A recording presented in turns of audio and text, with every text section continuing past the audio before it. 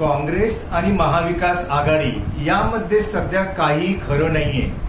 पहा, यांच्या प्रत्येक उमेदवारांमध्ये आपापसात वाद आहेत। सांगलीच्या जागेचं जर काही उदाहरण द्यायचं झालं तर सांगलीच्या जागेवरती सुरुवातीला नाना पटोले असं म्हणत होते की आमचा उमेदवार आम्ही उभा करणार, परंतु तिकडून उद्धव ठाकरेजी काही ऐकायला तयार नव्हते।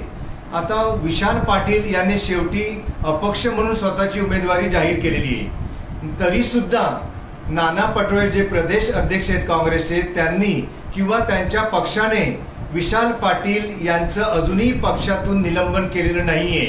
म्हणजे याचा अर्थ त्या तिथून काँग्रेस पक्षाचा विशाल पाटील यांना सहकार्य असणार, पाठिंबा असणार आणि म्हणूनच ते उभाटाचे जे काही चंद्रहार पाटील आहेत त्यांना हरविण्यासाठी तिथे उभे झालेले आहेत का, असा प्रश्न सध्या जनताच विचारत आहे। आणि जनतेला आता कळलेलं आहे की या महाविकास आघाडीमधील तिन्ही पक्षांमध्ये आपापसामध्ये ऐक्य नाहीये आणि म्हणूनच त्यांनी हे ठरवलेलं आहे की महायुतीच्या मागे ठामपणे उभं राहायचंय। इथे मुंबईमधून नाना पटोले यांच्यावरती वर्षा गायकवाड जी मुंबईची अध्यक्ष आहे ती सुद्धा नाना प्रकारचे आरोप करत आहेत। या सगळ्या गोष्टी काय दर्शवतात तर महाविकास आघाडीमध्ये काहीही आलबेल राहिलेलं नाहीये।